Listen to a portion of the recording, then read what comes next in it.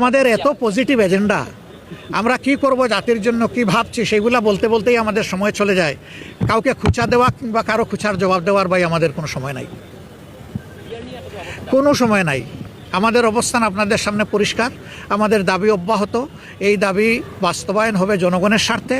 এমনকি আমরা ক্ষমতায় গেলেও কথা দিচ্ছি সেই পিয়ার আমরা বাস্তবায়ন করবো ইনশাআল্লাহ।